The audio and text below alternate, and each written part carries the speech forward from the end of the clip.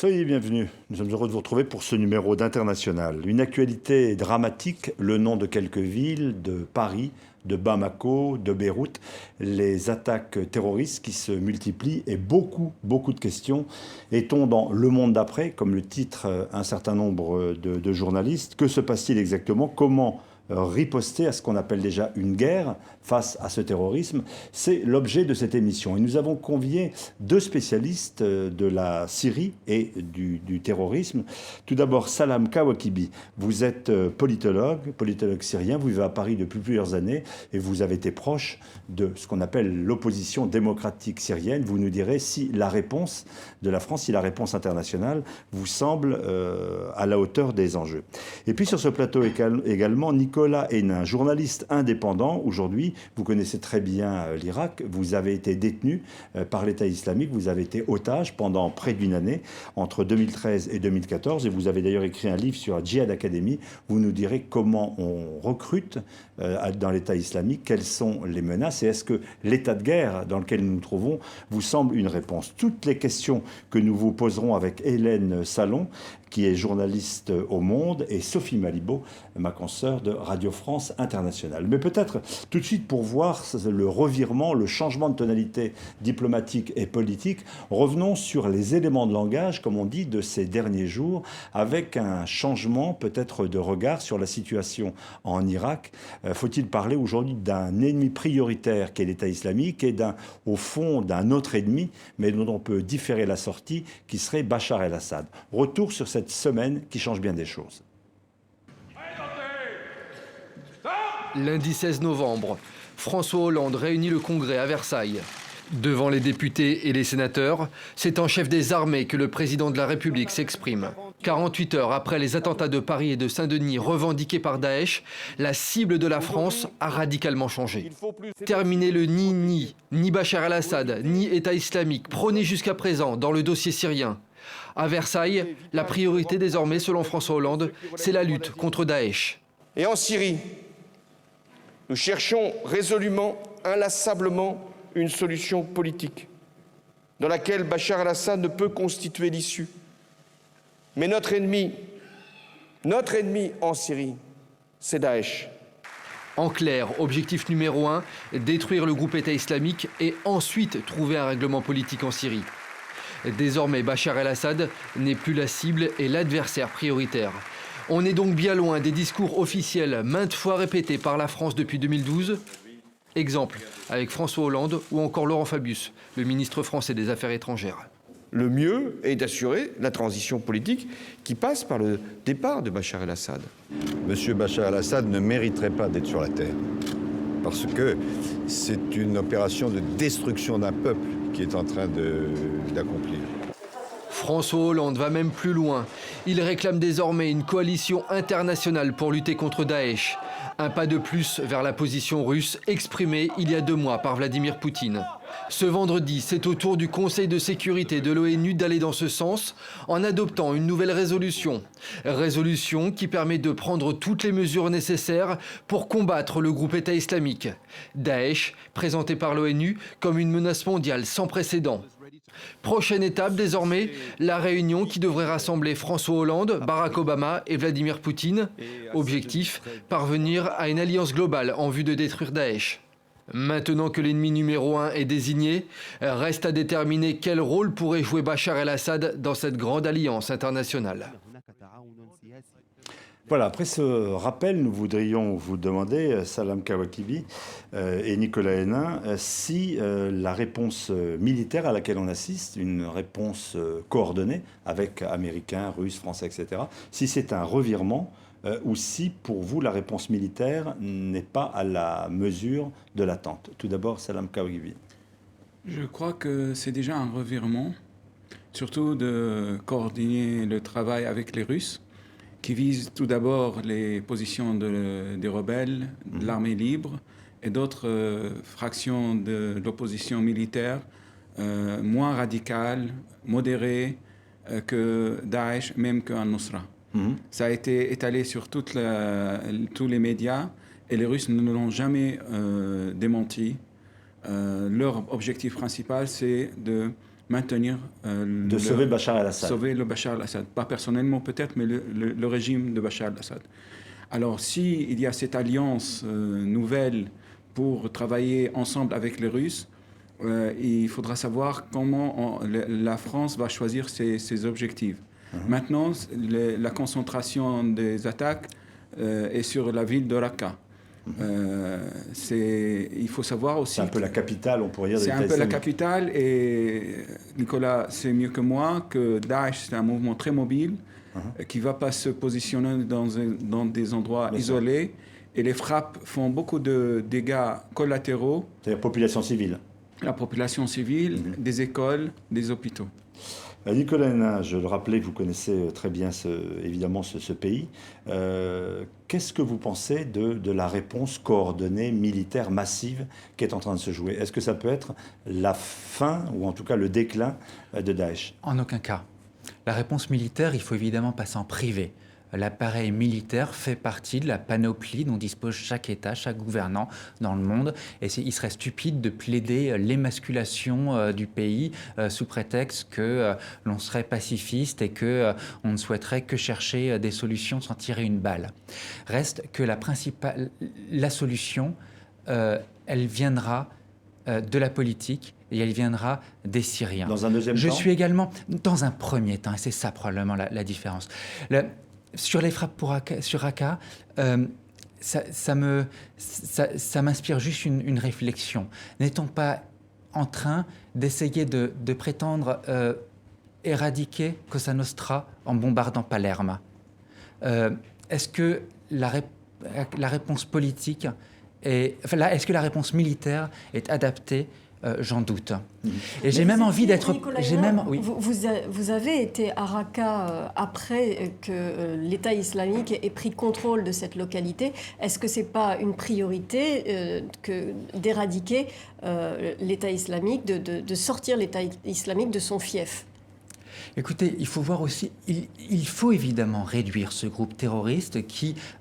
cause d'ailleurs, et encore plus d'ailleurs pour le bienfait des Syriens que pour nous, puisque les principales victimes, l'État islamique est avant tout un danger pour les populations qui l'occupent, avant d'être un danger pour le reste du monde, et on va commencer par les pays occidentaux, puisque le plus grand nombre de ces victimes, ça reste encore les personnes qu'il tue, qui l'occupent, qui le violent, qui le torturent, qui l'arrêtent, et qui le spolient au Moyen-Orient. Donc oui, bien sûr qu'il faut l'éradiquer, mais il faut avant tout créer un projet politique. Et c'est le projet politique qui va lui permettre de le faire s'effondrer, qui va permettre de le faire s'effondrer. Je vais même être provocateur. Imaginons que les frappes militaires soient efficaces et que demain, Daesh s'effondre. À titre personnel, je verrais ça comme un désastre. Parce qu'on n'a pas de projet politique, on laisserait le vide derrière. Enfin, et 6 mois plus tard, et 6 mois plus tard, nous aurions, qui viendrait occuper ce vide, un mouvement encore plus radical que Daesh. Il faut prendre les choses à l'envers. Il faut créer un projet politique ou permettre les conditions pour que vienne se créer un projet politique et que les Syriens, ayant l'espoir qu'ils ont à nouveau leur destin entre les mains, finissent par éjecter Daesh eux-mêmes. Salam Karakibi, pourquoi ce projet n'a pas été élaboré jusqu'ici? Le projet existe. Il n'a pas été soutenu, il faut le reconnaître. Hier même, 4 présidents de la coalition nationale qui se sont succédés à la tête de l'opposition politique démocrate syrienne, ils ont publié un article dans le Guardian pour expliquer leur position et leur projet politique en 2 mots. Après, il y a eu beaucoup d'initiatives de la part des Syriennes et des Syriens, et notamment un projet phare qui s'appelle Le Jour d'après, qui a élaboré une vision à tous les niveaux, constitutionnel, économique, politique, et même culturel, et économique, bien entendu. Alors, les projets existent. Il y en a même peut-être trop. Mais l'opposition politique n'a pas été soutenue. Les amis de la Syrie, c'était des faux amis de la Syrie. Et ils n'ont pas soutenu l'opposition syrienne réellement, que par les discours. Par contre... Oui, elle a reçu des armes. Elle a reçu l'opposition des politique, formateurs militaires de l'Occident. C'était vraiment très caricatural ce que les Américains ont fait pour développer. Est-ce que c'est encore un acteur crédible? Vous êtes proche à nouveau de cette opposition dite démocratique syrienne, dite modérée. Est-ce qu'elle existe encore sur le terrain? Est-ce qu'elle a un avenir? Est-ce que c'est un acteur en jeu? Ou est-ce qu'elle est sacrifiée par cette nouvelle donne? C'est-à-dire, bon, Bachar, on verra plus tard. Elle risquera d'être sacrifiée et c'est le plus grand danger dans les futures semaines. Par contre, bien entendu, il y a un décalage entre cette opposition et le terrain. Manque de moyens, manque de pouvoir pénétrer sur les territoires syriens, parce que ce qui a été demandé, c'est une zone de Non-flying zone, une zone de non-survol, de non-combat. D'exclusion aérienne qui n'a jamais été décidée dans la région du Nord pour que le gouvernement provisoire et la coalition nationale puissent mettre les pieds. Par contre, cette opposition, elle est proche de ce qu'on appelle les conseils locaux, elle est proche aussi de quelques fractions des rebelles. Il suffit que l'aide aux rebelles passe par cette opposition démocrate modérée pour qu'on voit le paysage complètement changer. Hélène Salon, Le Monde. Il y a un processus de règlement de la crise syrienne qui a été enclenché à Vienne en octobre, où tous les acteurs sont réunis. On a l'Iran et l'Arabie saoudite pour la première fois, la Russie, les États-Unis et tous les amis de la Syrie. Ils prônent un processus de transition qui passera par l'écriture d'une constitution et des élections dans les 18 mois auxquelles pourrait participer Bachar el-Assad. Comment l'opposition voit ce processus? Est-ce qu'elle est prête à y participer? Je crois que l'opposition a déclaré clairement sa position par rapport à ce qui s'est passé à Vienne. Vu ce plan de 18 mois, c'est-à-dire prolonger la tuerie en Syrie encore 18 mois, on ne cesse de prolonger et de garder le statu quo en Syrie depuis 2012. Et en plus, ajouter à la demande de la Russie, parce que ça a été imposé par la Russie que Bachar el-Assad pourra se présenter, c'est prendre les Syriens, les victimes et les non-victimes pour vraiment des gens hors de l'histoire et hors de l'humanité. Et je ne crois pas que le discours de l'opposition, la plus modérée possible, même celle de l'intérieur de la Syrie, tolérée entre guillemets par ce régime, pourra accepter un tel plan si ça s'avère que ces détails-là, 18 mois, reconduite du président, s'il le souhaite, parce que quand même il faut savoir un petit peu l'histoire politique de la Syrie et voir les élections, comment ça se déroule depuis 1963. Elles sont ni transparentes, ni sincères, ni démocratiques. Vous pouvez voter par téléphone même, si vous voulez. Tellement c'est facile. Mais si l'on revient à la question centrale qu'on a vue après ce reportage, pour vous, il faut tout à la fois se débarrasser de Daesh et de Bachar. C'est ce que, Nicolas, c'est ce que vous dites. C'est la même priorité. Je ne sais pas de quoi sera fait l'avenir, forcément. Bien malin qui a eu la boule de cristal absolue. J'ai juste une certitude, tout d'abord. On n'arrivera pas, c'est pas possible d'éradiquer Daesh aussi longtemps que Bachar est au pouvoir. Bachar est le chiffon rouge qui excite Daesh. Alors après, si jamais... Est-ce que ça veut donc... ça a pour conséquence que les gens qui disent... Daesh d'abord, Bachar on verra ensuite, c'est juste pour moi un mensonge rhétorique de la part de ceux qui au final cherchent avant tout et ont pour priorité de maintenir Bachar el-Assad au pouvoir. Après, vers quoi on s'oriente aujourd'hui ? Nicolas Hénin, est-ce qu'on peut faire autrement ? Est-ce qu'on peut penser intervenir en Syrie contre cette organisation terroriste qu'est l'État islamique sans avoir le moindre contact avec les autorités du pays qui sont malgré tout toujours en place et qui ont toujours leurs renseignements, leurs services de renseignement ? Services de renseignement qui sont tout à fait inefficaces concernant les djihadistes. Les djihadistes ne passent pas par les zones tenues par le régime. Le régime n'a que très marginalement des capacités d'écoute sur les communications qui sont échangées en zone tenue par l'EI.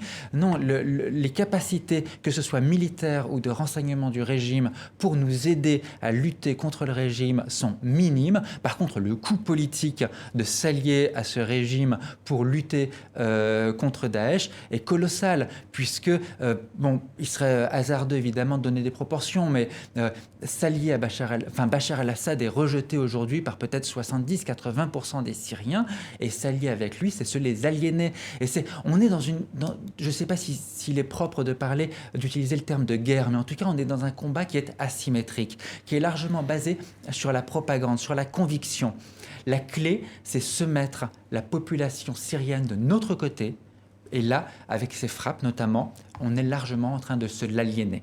Qu'est-ce que vous pensez, Salam Kawakibi, que l'opposition syrienne modérée pense de l'intervention militaire française et internationale? Juste pour rebondir sur ce que les services d'enseignement syriens peuvent proposer, comme ils le prétendaient récemment, un ancien chef des services français qui a eu une liste de noms, ainsi de suite. Bernard Scarsini, c'est une interview dans Valeurs Actuelles ce jeudi. Voilà. Les services pourront bien fournir des listes des djihadistes qu'ils ont eux-mêmes formés dans les années 2000 et qu'ils ont ensuite libérés des prisons de Sednaya en 2012 pour changer la donne et pour pénétrer au sein des rebelles et changer complètement la direction de la révolution syrienne. À part ça, ils n'ont aucune connaissance de ce qui se passe ailleurs de leur action bien développée dans les années 2000, quand ils étaient responsables d'envoi des djihadistes en Irak pour combattre les envahisseurs américains.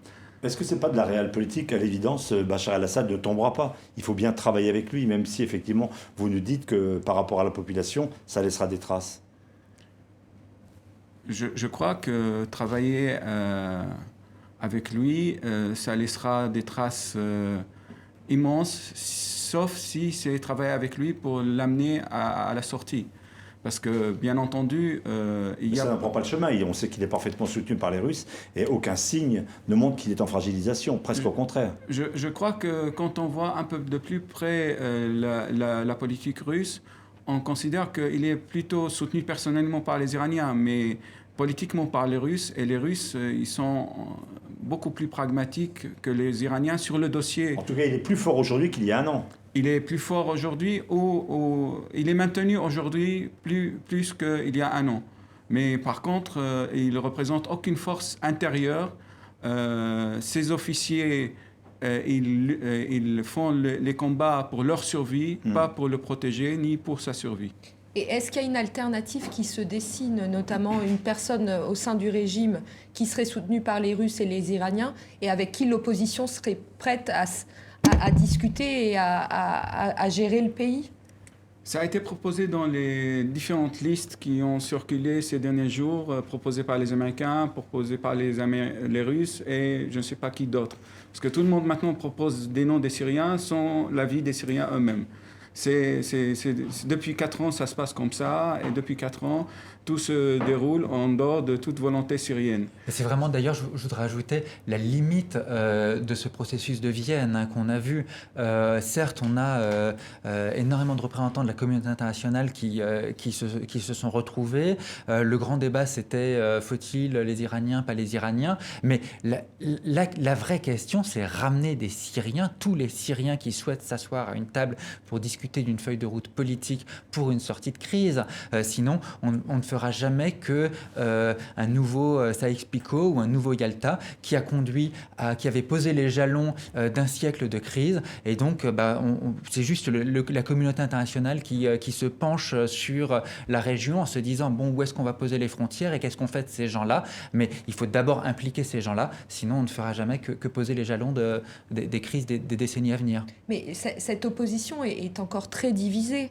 Peut-elle surmonter ces divisions pour proposer une réponse unifiée? Elle a surmonté ces divisions quand elle a été soutenue, quand elle a été intégrée dans les négociations. On se rappelle, à Genève 2, l'opposition a été unifiée. Il y a eu plusieurs épisodes où l'opposition a pu s'unifier. Mais vu les influences régionales et internationales qui font tout pour les diviser, et après on vient parler aux Syriens de la division de l'opposition. Tout a été fait pour qu'on arrive dans ce stade. Salam Kouakibi et Nicolas Héllin, une pause sur les antennes de RFI de TV5 Monde, le temps de prendre connaissance de l'actualité. On se retrouve immédiatement après.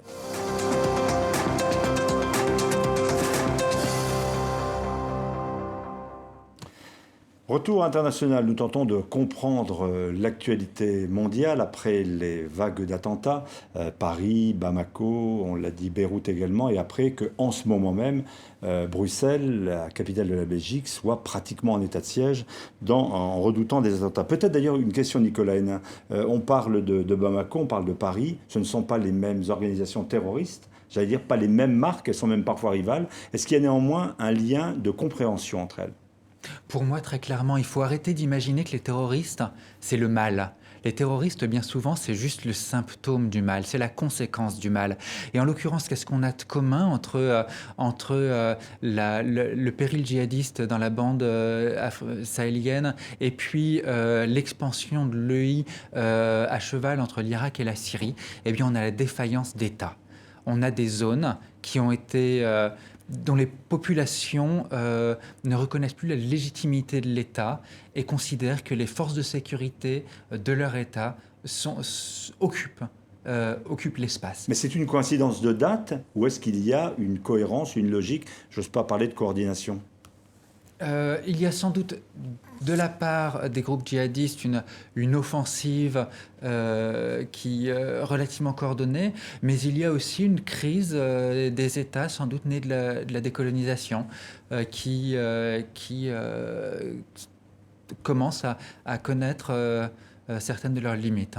Il y a tout de même une différence du fait qu'il y a au Mali en ce moment même un processus politique qui avance malgré tout, malgré cette résurgence de la violence. Est-ce que c'est ça qui manque en Syrie actuellement pour que le djihadisme reflue ? Très clairement. Et puis il y a surtout une différence majeure au Mali. L'armée malienne, à ma connaissance, enfin je ne suis pas spécialiste de la région et vous me corrigerez, ne massacre pas à grande échelle la population. Ce que fait Bachar contre sa population. Ce que fait Bachar el-Assad avec sa population. Et il est bon de garder quelques chiffres tout de même en tête. Certes, l'État islamique en Syrie commet des crimes de masse, mais pour chaque civil tués, 7 à 10 civils sont tués par le régime de Bachar el-Assad. Certes, les 130 morts que nous avons connus le 13 novembre à Paris sont un drame, mais depuis 4 ans en Syrie, nous avons 200 morts par jour. Donc il faut garder ces proportions en tête pour apporter une réponse qui prenne aussi le souhait très légitime de la part des populations de sécurité. Et je pense que pour se mettre... Je parlais tout à l'heure d'un conflit asymétrique, d'un conflit qui ne sera gagné qu'en embarquant les populations de notre côté. Le meilleur moyen de les embarquer de notre côté, c'est encore de se préoccuper de leur sécurité. Et en l'occurrence, Salam Kouakibi tout à l'heure parlait de projets de zones d'exclusion aérienne. Il me semble que si l'on établissait aujourd'hui une zone d'exclusion aérienne sur les zones, ou en tout cas des régions syriennes tenues par l'opposition modérée, ce serait absolument dévastateur pour l'État islamique. Puisque ça pousserait les Syriens qui sont aujourd'hui par l'État islamique à vouloir rejoindre ces zones. Si demain on disait, OK, toutes les zones qui sont tenues, toutes les zones de Syrie qui ne sont pas tenues par l'EI, cesseront d'être bombardées. Plus personne ne vole, plus les Russes, plus les Américains, plus le régime, plus personne. Mais les Russes n'accepteront pas ça. Ça, c'est évidemment le problème. Mais tout le monde chercherait à rejoindre ces zones, puisque ce qui fait le plus de dégâts, le plus de morts aujourd'hui, ce sont les bombardements. Tout le monde chercherait à rejoindre et donc il mettrait à la porte les djihadistes. Hélène Salon. Salam Kouakibi, vous dites justement que l'organisation État islamique a une assise faible au sein de la population syrienne. Donc comment faire en sorte pour que ces populations, qui sont estimées entre peut-être 5 millions en Syrie, dans les territoires État islamique, se rallient à l'offensive contre Daesh, à la lutte contre l'État islamique? Tout d'abord, il faut savoir que l'État islamique, que ce soit en Irak ou en Syrie, a suivi les méthodes des régimes bassistes anciens, c'est-à-dire dominer la population par la terreur ou la cooptation. En Syrie, c'est plutôt par la terreur et un peu par la cooptation. Cette population qui qui est bombardée par tout le monde maintenant, pour la voir contre Daesh, c'est elle seule qui pourra combattre Daesh. Il y a des antécédents. On a bien vu que dans la région d'Idlib et d'Alep, avant l'intervention russe, c'est les rebelles qui ont réussi à chasser Daesh. Avec l'intervention russe, Daesh a progressé à Alep. Ce sont des détails qui échappent beaucoup à nos observateurs, notamment en France. Alors, soutenir la population locale, c'est la seule solution, et lui donner les moyens, et arrêter de la bombarder du dos. Parce que maintenant, elle est prise par 3 fronts. Le front du régime, le front russe et le front de Daesh. Et s'ajoute à cela maintenant le front avec les alliés occidentaux.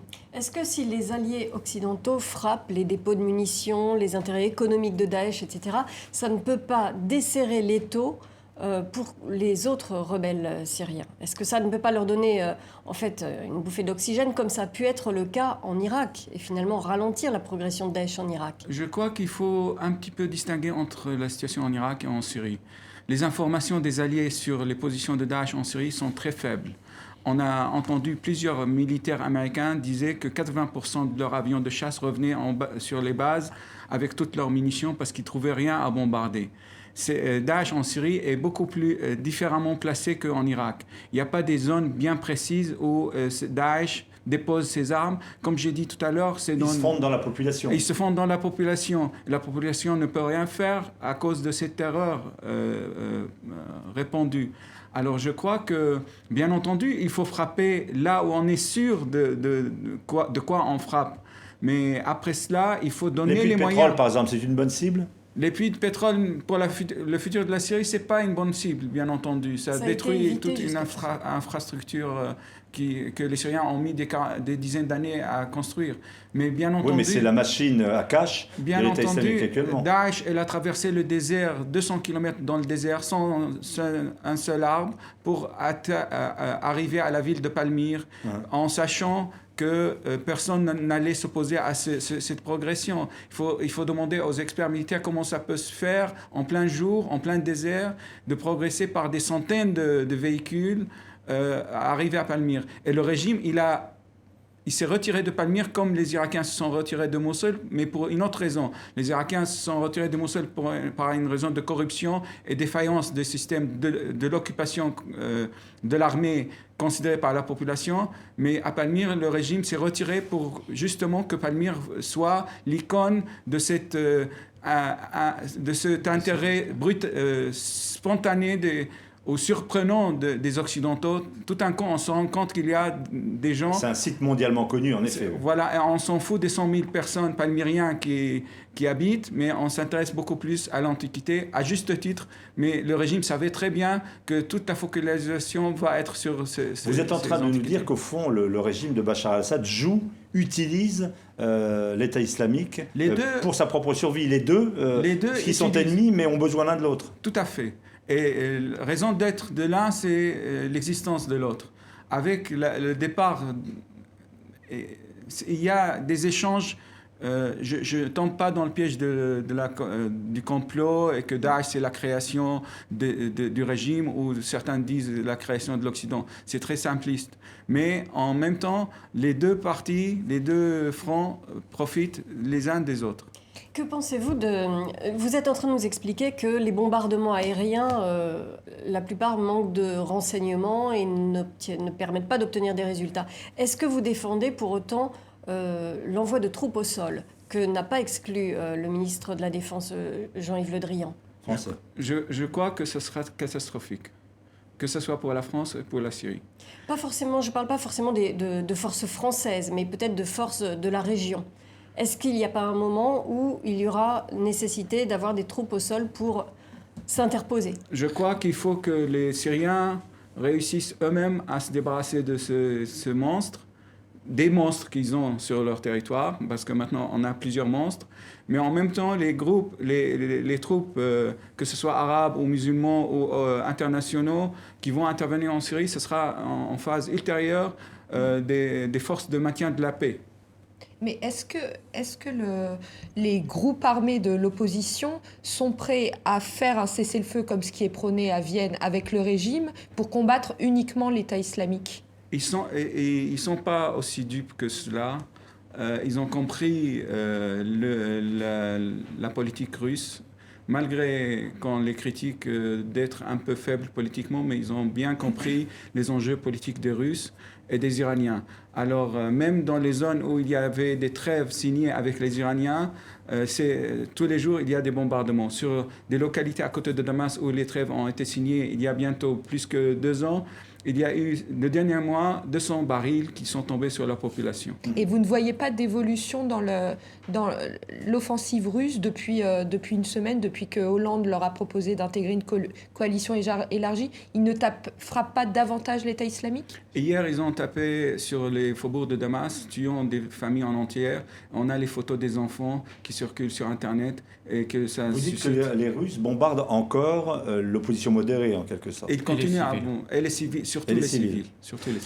Que pensez-vous de ce qui s'est passé au nord de la Syrie, avec l'appui de l'aviation turque, pour libérer des localités qui pourraient devenir peut-être justement zone d'exclusion aérienne? En même temps, les Russes ont bombardé aussi cette même zone en tuant des familles turkmanes, syriennes, et ce qui a amené la Turquie à protester et à rappeler l'ambassadeur russe à Ankara. Je voudrais que l'on parle, Nicolas Hénin, de votre livre avec cette interrogation. Djihad Academy, nos erreurs face à l'État islamique. Je rappelle que vous avez été otage pendant près d'1 an de cette organisation terroriste. Qui sont ces gens et pourquoi mènent-ils ce combat? On ne sait pas expliquer, par exemple, des éducateurs ne savent pas expliquer à des enfants le pourquoi de cette action. Que cherche l'État islamique contre l'Occident? Vous parlez à quel niveau là? Vous parlez au niveau de l'organisation? De Vous parlez au niveau l'organisation, individuel, de la démarche psychologique des individus? Qu'est-ce qui se joue? Qu'est-ce qui se joue? Écoutez, d'où viennent-ils? Qui sont-ils? Qu'est-ce qui se joue? C'est vraiment multifacteur. On a beaucoup de dimensions qui rentrent en ligne de compte. L'un des objectifs clés de cette organisation, c'est une démarche apocalyptique. Il croit dans ce fameux hadith de Dabik. Un hadith, c'est une révélation prophétique et qui annonce que la bataille de la fin du monde se jouera dans cette petite localité de Dabik, située dans le nord syrien, et qu'elle opposera d'un côté une large coalition de Roumi, donc on peut traduire par croisée, et à une armée musulmane composée de musulmans du monde entier. Et c'est cette prophétie qui est en train de se réaliser. Et là, si on redescend à l'échelle plus individuelle, les djihadistes, et j'ai eu l'occasion d'en fréquenter donc quelques-uns, sont en général des gens qui vivent dans une réalité parallèle. Ils ont une vision du monde qui est tout à fait cohérente. D'une vision sectaire, alors, vous êtes d'accord? ça tient à la fois de la secte et du complotiste. Donc c'est un lavage de cerveau qui fait perdre vraiment toute prise sur la réalité et ce sont des gens qui sont accros à l'actualité, qui vont suivre de très près tous les événements du monde, sauf que qui ne verront jamais de contradiction dans leur système de pensée, parce que leur système de pensée tourne en rond et est cohérent en lui-même. C'est juste, il est juste parallèle. Certains de mes djihadistes francophones que j'ai fréquentés, par exemple, étaient des adeptes du film Matrix. Et il me disait, ouais, tu vois, Nicolas, on a changé de Matrix. Et on est dans ce monde parallèle.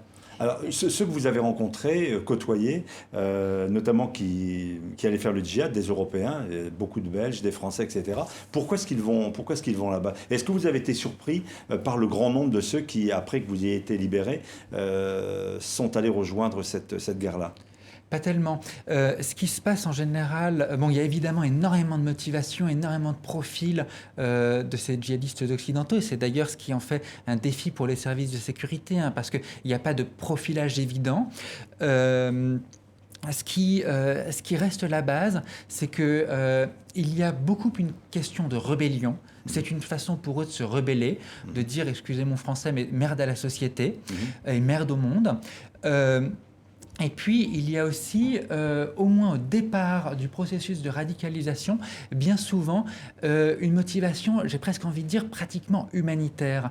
Les gens s'engagent dans le mouvement en pensant très sincèrement faire le bien, aller protéger la veuve et l'orphelin, aller combattre le régime. Et c'est là toute l'arnaque, évidemment, de ce groupe État islamique. Et c'est là, je pense qu'il faut, plus encore que des bombes, il faut casser leur narratif. Il faut expliquer, notamment à tous les gens qui pourraient tenter de les rejoindre, que non, l'État islamique tue en immense majorité, voire quasi exclusivement, des musulmans et des musulmans sunnites, et qu'il ne combat pas le régime, ou alors très marginalement, et qu'il ne fait que le malheur de cette communauté. Salam Kawa. Même question. Juste, j'ajoute à cette présentation de leur profil, c'est qu'il y a aussi des témoignages de jeunes Syriens qui ont été sauvés des mains de l'État islamique, et notamment maintenant ils se trouvent dans le sud de la Turquie. Leurs mères racontent eux-mêmes la situation morale complètement pourrie au sein de certains de ces djihadistes, des jeunes de 14 ans, 15 ans qui ont été recrutés via Internet, arrivent sur place, à Raqqa notamment. Il faut se passer par le viol systématique du chef local, chef régional et parfois l'émir, le plus haut gradé au sein de l'organisation. Alors, ce n'est pas seulement la question idéologique, mais aussi, il y a aussi beaucoup de gens de droit commun. On le voit bien dans les profils des... Ils sont sortis des prisons. Ils sont sortis de prison, ils pensent... Et de prison de régime et de prison ailleurs en Europe aussi, des trafiquants de drogue et tout ça. Ils croient se racheter une virginité morale quelque part sur place. En pratiquant ce djihad. L'organisation État islamique a aussi des combattants syriens et irakiens, donc des combattants des populations locales. Quelle est la capacité d'attraction et comment explique-t-on la motivation des populations locales qui rejoignent ce groupe ? Je crois que c'est exactement comme ceux jeunes Syriens qui sont maintenant ramassés dans les rues de Damas pour combattre à côté de l'armée loyale. Il y a beaucoup de Syriens qui n'ont pas le choix. Ceux qui se retrouvent à Raqqa, ils n'ont pas le choix. Il y a même maintenant à Raqqa, d'un côté à Damas, on ramasse les jeunes dans les bus et les taxis pour les amener faire la guerre. Aussi à Raqqa, il y a des barrages de l'État islamique qui sont en train aussi d'arrêter les jeunes de certain âge et pour les amener dans les camps d'entraînement. Alors, bien entendu, il y a d'autres motivations, mais aussi il faut prendre ce facteur en considération. Il y a, comme j'ai dit, le facteur de la terreur, la peur, et il y a beaucoup de gens qui ont aussi trouvé leur intérêt, comme des gens ont trouvé leur intérêt du côté du régime, financier, de pouvoir, de mise en scène de leur personnalité. Il y a des complexes partout, surtout parmi les jeunes. Est-ce qu'il vous semble que l'État islamique est une organisation, le terme a une autre acception, mais durable? Est-ce qu'il faut se résoudre à vivre longtemps dans le monde avec cette organisation? Ou est-ce qu'elle peut retomber, elle peut disparaître, elle peut être éradiquée? Je crois qu'elle peut être éradiquée, mais tout dépendra des solutions qui vont être suivies pour l'éradiquer. Si on va se contenter de la solution sécuritaire et militaire, elle va être renforcée. Il faut bien savoir que depuis septembre dernier, le début des frappes russes, l'État islamique a doublé ses recrutements au sein des jeunes européens. L'État islamique a progressé sur la ville d'Alep. Elle est au port d'Alep maintenant. L'État islamique se soucie peu de ces frappes. Au contraire, elle gagne un petit peu de légitimité, entre guillemets, plusieurs guillemets, au sein de la population, comme quoi c'est tous ceux qui prétendent vous défendre, Européens, démocrates, laïcs, Syriens, démocrates et tout, ils ont menti, ils n'ont pas tenu leur parole, et c'est nous, votre choix, c'est nous l'alternative. Et que là, vous êtes d'accord avec ça? C'est une organisation qu'on risque de retrouver longtemps dans l'actualité, une menace dans les villes occidentales? Oui, sachant que ce qui est rageant, c'est qu'elle est en même temps... la solution est à portée de main. L'État islamique cherchent à nous obnubiler. C'est des terroristes, donc ils font le boulot, ils nous terrorisent. Ils cherchent à nous faire prendre des décisions qui aillent à l'encontre de nos intérêts parce que nous serions tétanisés par la peur et nous perdrions toute rationalité. Mais si jamais nous prenions les bonnes décisions, à commencer par, nous préoccuper de la sécurité des populations locales et deux, engager ces populations locales pour les pousser à se débarrasser de leurs démons, au pluriel, le régime et le I. En parallèle, eh bien, nous avons la capacité vraiment de le faire s'effondrer sur lui-même très vite, cet État islamique. Et Salam Kawakibi, est-ce que vous avez vraiment la crainte que si on ne renforce pas le soutien à l'opposition armée, certains combattants finissent par rejoindre les rangs de l'État islamique ou du Front Nosra qui est lié à Al-Qaïda par manque de moyens pour lutter contre leur ennemi Bachar el-Assad? C'est véridique. Depuis le début de la création des groupes armés, on a vu cet abandon massif de ces gens modérés qui croient à un avenir démocratique pour une Syrie unie.